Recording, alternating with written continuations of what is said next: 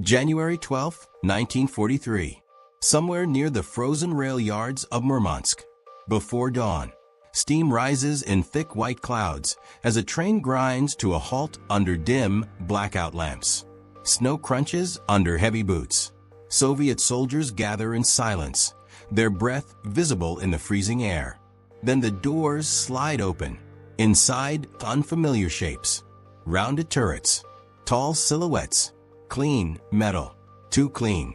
An officer steps forward, coat collar pulled high. Colonel Dmitry Loza, a future Guards tank commander, studies the machines with narrowed eyes. These are not Soviet tanks. Not the rugged, sloped beasts his crews trust. These, a political officer mutters, almost dismissively, are American. A mechanic spits into the snow. They look soft. You can almost feel the skepticism in the air. The M4 Sherman sits high, awkwardly tall compared to the low, slope T-34. Its armor looks flat. Its tracks seem narrow for Russian mud. Its silhouette too easy to see. And worst of all, it smells different. Not of oil and steel and desperation, but of factory paint and foreign assembly lines. To men who have watched tanks burn alive on the Eastern Front, that matters. The crates are opened. Engines are inspected. Tools are unpacked. The Americans had sent everything. Spare parts, maintenance manuals, even instructions, translated, though awkwardly, on how to care for the machine. The level of detail feels almost excessive to Soviet crews used to improvisation and survival. One young tanker runs his hand across the Sherman's hull. Will it survive one battle? He asks quietly. No one answers. The Red Army in 1943 is not short on tanks. Factories beyond the Ural Mountains are already producing thousands of T-34s, machines built for war in its rawest form. Simple, brutal, effective. They are not elegant, but they work. And most importantly, they are Soviet. So when these American tanks arrive under the Lend-Lease program, they are not welcomed as saviors. They are questioned, mocked, even resented. In briefing tents, commanders debate their usefulness. The armor is too thin. The height makes it an easy target. The gun is inferior to German long-barrel weapons. One officer laughs outright. We are not fighting in Africa. This is Russia. The implication is clear. This is a tank built for another war. But war does not care about pride. And soon the Shermans are sent forward. Training begins under brutal winter conditions. Engines cough in the cold. Tracks grind against frozen earth. Crews fumble with unfamiliar controls. But something unexpected happens. The engines start. Every time, even in temperatures that freeze oil and crack steel, the Shermans keep running. Their radial engines hum steadily, almost calmly, as if indifferent to the chaos around them. A Soviet mechanic frowns. That is new. Inside the tank, the difference is even more striking. The interior is spacious, organized, designed. Everything has its place. Unlike the cramped, punishing interior of a T-34, the Sherman allows its crew to move, to think, to operate with clarity. Radios function reliably. Optics are clean. Communication is easier. For the first time, some Soviet tankers are not just surviving inside their machines. They are controlling them. Still, doubts remain, because on the Eastern Front, reliability means nothing if you cannot survive the first hit. And everyone knows what is waiting. German armor, Panthers, Tigers, anti-tank guns hidden in forests and villages. Machines designed to kill. Spring approaches. The snow begins to melt. Mud replaces ice. And with it comes movement. Orders arrive. Sherman-equipped units are to be deployed alongside Soviet formations in upcoming operations. Not as replacements, but as support. A test. The crews prepare in silence. Engines idle. Ammunition is loaded. Tracks are checked again and again. No one jokes now. No one mocks. Because soon the question will be answered. Not in training, not in theory, but in fire. As the column begins to move, One veteran tanker looks back at the rail yard where the Shermans first arrived. He shakes his head. American steel, he mutters. Then he climbs into the turret. Ahead lies the front, and beyond it, the moment that will decide everything. Because the first time these tanks meet German fire, there will be no second chances. March 5, 1943. Near Kharkov, early morning fog clings low to the ground. The world is gray. Mud sucks at the tracks as engines growl through the half-thawed earth. Visibility is barely a few hundred meters. Shapes move in the distance, but are they trees or guns? Inside a Sherman turret, a Soviet gunner wipes condensation from his sight for the third time. Nothing, he whispers, but everyone feels it. They are not alone. The column advances slowly, T-34s in the lead, Shermans following behind like uncertain guests in someone else's war. Soviet doctrine still favors what it knows. The American tanks are here to prove themselves, or fail. Then, a flash, a thunderclap. The lead T-34 erupts in flame. A anti-tank, left side. The radio crackles alive. Orders overlap. Engines roar as drivers try to maneuver in the mud. You can almost feel the sudden panic, the violent shift from tension to chaos. German guns are already zeroed in. Hidden along a tree line, Pak-40 anti-tank guns fire again. Another Soviet tank is hit. Steel screams.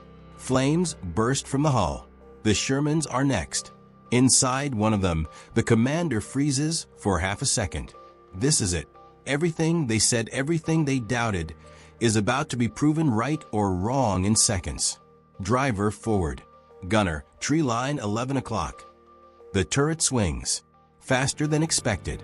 Smoother. The gun stabilizes as the tank moves, something Soviet crews are not used to. The crosshair doesn't bounce wildly. It stays almost steady.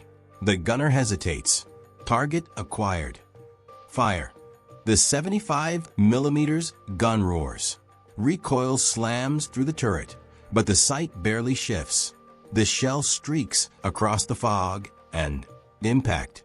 A German gun position disappears in dirt and splinters. The gunner blinks. He wasn't expecting that. Around them, the battlefield erupts. T-34s charge forward, engines screaming, but struggle to fire accurately on the move. They halt to aim, making them vulnerable. The Shermans don't.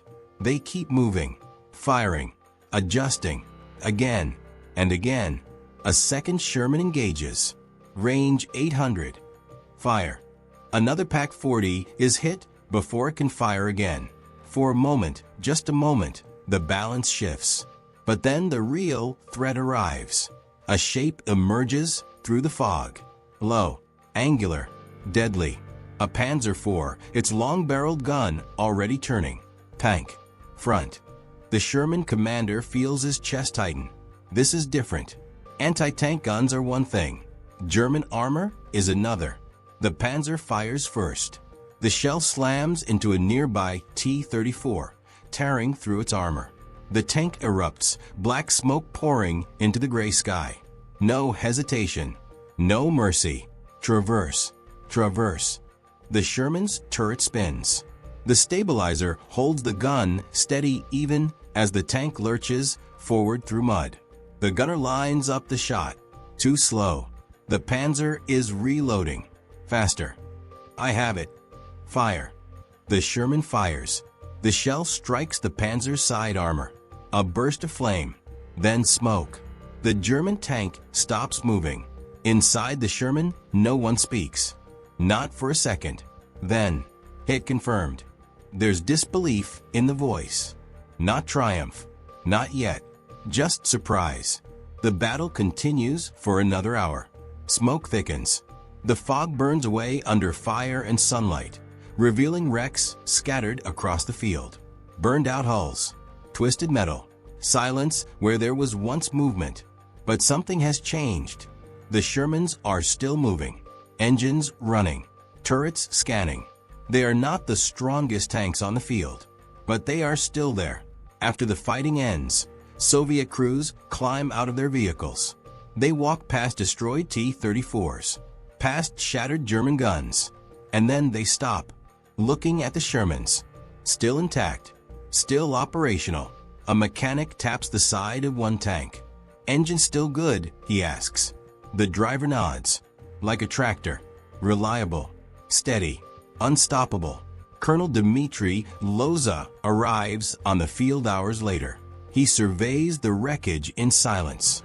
Then his gaze settles on the Shermans. Not destroyed, not abandoned, working. He turns to one of the crews. "How many rounds fired?" 32, Comrade Colonel. "Breakdowns?" "None." Loza says nothing for a long moment. Then he nods. Once. The laughter from the rail yard is gone now, replaced by something quieter, something more dangerous. Respect. But one battle is not a war. And deeper inside Soviet command, the debate is far from over. Because soon, these tanks will face something far worse than a Panzer IV. Something designed to destroy everything in its path. And when that moment comes, reliability alone may not be enough. July 18, 1943. South of Orel. The air trembles under distant artillery. The ground shakes before you even hear it. A low rhythmic thunder. Metal tracks crushing earth, synchronized, deliberate. Soviet forward observers freeze, listening. Then one of them lowers his binoculars slowly. "Tyazli tank," he whispers. "Heavy tank." Through the heat haze, they appear. Dark shapes on the horizon, larger than anything else on the field. Moving with a confidence that feels almost unnatural. Tigerite tanks. Inside a Sherman, the commander tightens his grip on the hatch. He has heard the stories. An 88mm gun that can destroy a tank from over 2 kilometers away. Armor so thick that shells bounce off like rain. Men don't joke about Tigers. Not anymore. "Distance?" he asks. "Too far," the gunner replies. And that's the problem. The Tiger can fire first. Always. The first shot cracks across the battlefield. A Soviet tank in the distance explodes before anyone even sees the impact. The sound arrives a split second later, a deep, violent echo rolling across the steppe. Down. Move. Engines roar as Soviet armor spreads out, trying to break formation, trying to survive. But you can feel it. This isn't like Kharkov. This is something else. The Sherman accelerates, tracks biting into dry earth. The driver swerves between shell craters, trying to stay unpredictable. Inside, the gunner searches desperately. Target: "I see one." Range: 1,500. Too far. The commander knows it. The gunner knows it. Even if they fire, it won't be enough. Another shot from the Tiger. A Sherman to their right is hit. The shell punches clean through the hull. For a moment, nothing happens. Then fire erupts from inside. The crew never gets out.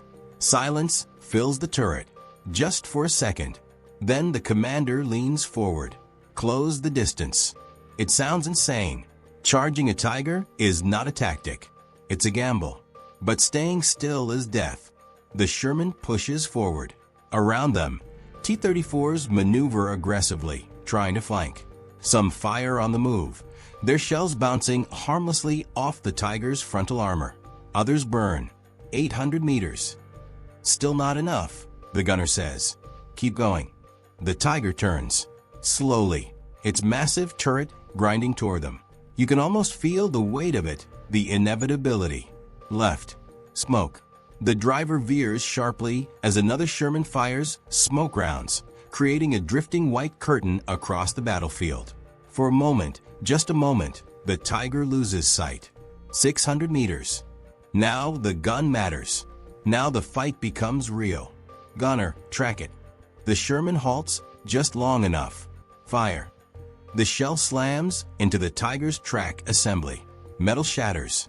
The massive tank lurches, one side collapsing slightly as the track breaks. It's not destroyed, but it's no longer moving. Again, another round. This time, side armor. The shot hits and ricochets. Too angled. Too thick. Move. Move. The Sherman lurches forward again, circling, trying to stay out of the Tiger's firing arc. Inside the turret, tension is unbearable. Every second feels stretched. Because if the Tiger gets a clear shot, it's over. Across the field, something shifts. Multiple Shermans and T-34s begin converging, not coordinated by orders, but by instinct. Flank it, someone shouts over the radio. This is no longer a duel. It's a hunt. Another Sherman fires, then another. Shells strike from different angles. The Tiger's turret struggles to keep up. It fires, destroying a T-34 instantly. But now it's outnumbered, surrounded, 200 meters. The gunner's voice is tight. Ready. Fire. This time, the shell hits where it matters. Rear armor. A flash. Then smoke. Then fire. The Tiger stops. For good. No cheers. No celebration. Just breathing. Heavy. Uneven. Real. The battlefield quiets slowly. Wrecks burn under the open sky. Soviet crews climb out again, stepping onto ground littered with steel and ash. One of them walks up to the destroyed Tiger. He places a hand on its armor. Thick, solid, imposing. Then he looks back at his Sherman. Still running, still intact. A fellow tanker mutters, almost to himself, "Alone it cannot win." That's the realization. Not shouted, not declared, but understood. The Sherman is not a monster like the Tiger. It was never meant to be. But together, with numbers, movement, coordination, it changes the fight. Later, Colonel Dmitry Loza listens to the battle reports. Losses are heavy, but results are clear. Sherman units held their ground, engaged, adapted, survived. He studies a map, then traces a line forward with his finger. Future offensives, larger operations, more coordination. He pauses, then says quietly, "We will use them differently, not as replacements, not as experiments, but as part of something larger. Because the war is changing. The Red Army is learning, evolving, preparing for something bigger than defensive battles and desperate holds. An advance, relentless, unstoppable. And when that moment comes, these American tanks will no longer be doubted. They will be unleashed." June 22, 1944. 4 o'clock hours. The forests of Belarus are trembling. The night doesn't end. It explodes. A wall of artillery fire rips open the darkness. Thousands of guns firing in perfect coordination. The ground convulses. Trees splinter. The horizon burns in flashes of orange and white. You don't hear individual shells anymore. Just one continuous roar. Deep behind the lines of German Army Group Center, soldiers wake in confusion. Radios crackle. Officers shout orders that no one can hear. This is not a probing attack. This is annihilation. And through the smoke, engines, hundreds of them, Soviet armored columns surge forward, cutting through shattered defensive lines. T-34s lead the charge, aggressive and fast. But now, something else moves with them. Something that wasn't there in 1941, or even 1943. Shermans. Dozens of them, then hundreds. Inside one of those tanks, a Soviet crew braces as the machine rolls over broken ground. The commander scans through his optics. Clear, stable, reliable. Infantry ahead, scattered. No organized resistance. His voice is calm, not because the battle is easy, but because this time they are ready. This is Operation Bagration, the largest Soviet offensive of the war. And everything has changed. The Shermans are no longer following. They are integrated, assigned to guards units, used in exploitation roles, supporting breakthroughs, holding flanks, driving deep into enemy territory. They are not the strongest tanks on the battlefield, but they are everywhere, and they are moving. German defenses collapse in layers. Anti-tank guns that once stopped Soviet advances are overrun before they can reposition. Supply lines vanish under constant pressure. Units become isolated, then destroyed. Speed is everything now. And this is where the Sherman shines. Fuel status, the commander asks. Full. Still full, the driver replies. It almost sounds unreal, because on the Eastern Front, fuel is life. And for the first time, Soviet armored units are advancing without constantly worrying about running dry. Columns push forward day and night. Minimal breakdowns, quick repairs, engines that keep running long after others would fail. A mechanic rides along on the back of a Sherman, toolbox strapped beside him. But more often than not, he has nothing to fix. Across the front, German commanders begin to notice something unsettling. Not just the scale of the attack, but its consistency.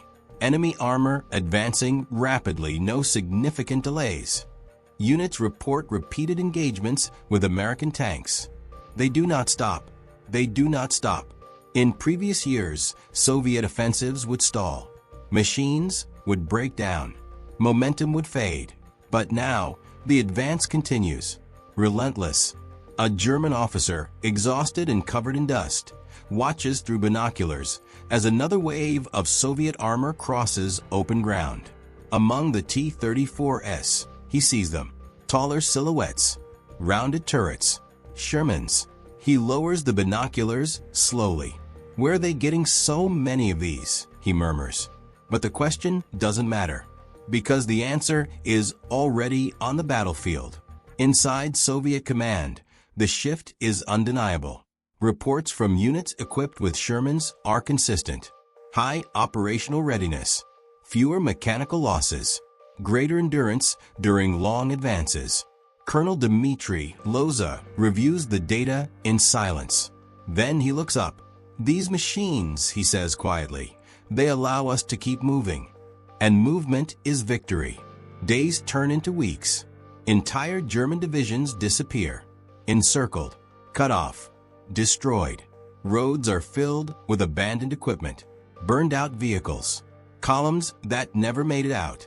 Sherman units push deeper, crossing rivers, securing crossings, supporting infantry in urban fighting.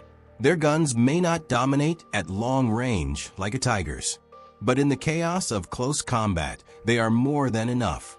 In one shattered village, a Sherman rolls past a destroyed German position. A Soviet soldier watches it pass. He remembers the first time he saw one, the doubt, the laughter. Now he just nods, because the war has changed, and so has his understanding of it. The Sherman was never meant to be the strongest. It was meant to be there, every time, on every front, in every push. And now, as Soviet forces drive westward faster than ever before, that reliability becomes unstoppable momentum. But the war isn't over. Not yet. Because ahead lies something even harder than open battlefields. Something that will test every tank, every crew, every advantage they have gained. A city, fortified, defended to the last man. Berlin. And in its ruins, only the strongest and the most reliable will survive. April 25th, 1945. Outskirts of Berlin. Late afternoon. The sky is burning. The city doesn't look real. Columns of smoke rise into a darkened sky. Buildings are shattered open, their insides exposed like broken bones. The air is thick with dust, ash, and something heavier. War at its absolute end. Soviet artillery pounds the city without pause. Every street, every block, every structure is being torn apart before the final push. But artillery can't take a city. Men and machines must go in. And at the edge of Berlin, engines idle. Sherman's among them. Inside one tank, the crew sits in silence. The commander peers through his optics. The streets ahead are narrow, dangerous. Every window a potential gun position. Every pile of rubble a hiding place. Urban combat, he mutters. This is where tanks die. The order comes through. Advance.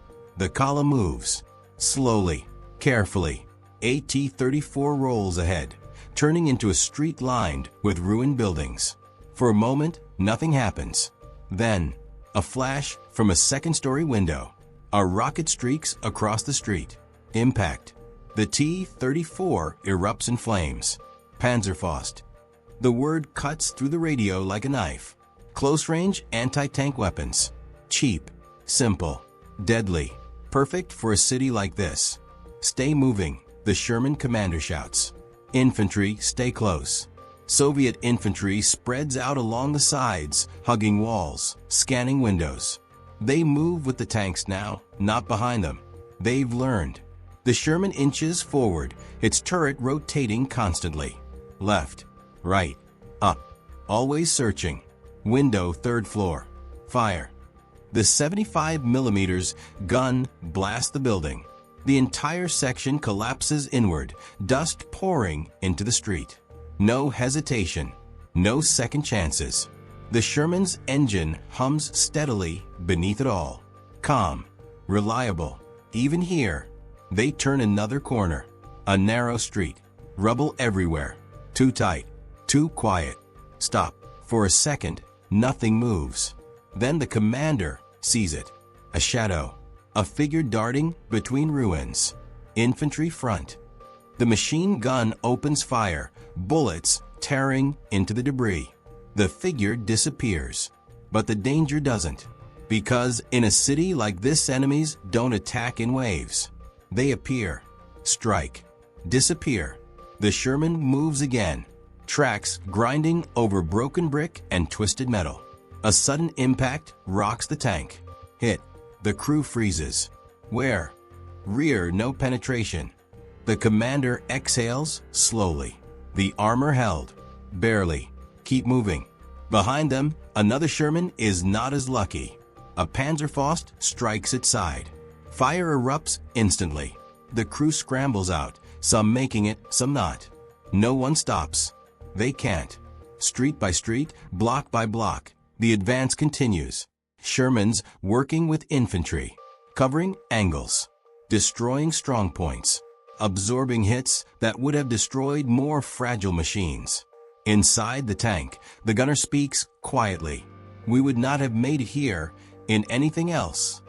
No one argues, because this is no longer about theory, or comparison, or pride. It's about survival, and the Sherman, mocked, doubted, dismissed, has carried them through it all. From frozen rail yards, to open battlefields, to the heart of Berlin. Hours pass, then days. The resistance weakens. German defenses collapse into isolated pockets. Ammunition runs out. Orders stop coming. The city is dying. On May 2nd, 1945, it ends. Soviet troops stand among the ruins, exhausted, victorious, silent. Nearby, a Sherman idles quietly, its hull scarred, its paint burned and scratched, but still running, still there. A Soviet tanker climbs out and looks at it for a long moment. He remembers the first time he saw one, the laughter, the doubt, the certainty that it would fail. He shakes his head slowly, because now he knows the truth. It was never about being the strongest or the most feared. It was about showing up every time, in every battle, no matter the conditions. And that is what won the war. The reports come in quietly. No grand announcements. No dramatic speeches. Just numbers. Operational readiness, high. Mechanical failures, low. Combat effectiveness, consistent. Soviet commanders study the data. Then they look at the map. From the Volga to Berlin, a path carved in steel. And along that path, Shermans, not leading every charge, not dominating every fight, but always there, always moving. Colonel Dmitry Loza writes his final assessment. He doesn't praise the tank as perfect. He doesn't call it superior. He writes something simpler, something more important. It works. And in a war like this, that is everything. The laughter from 1943 is gone, replaced by understanding. Because in the end, the Sherman didn't need to be feared. It just needed to be trusted. And by 1945, it was. Yendi.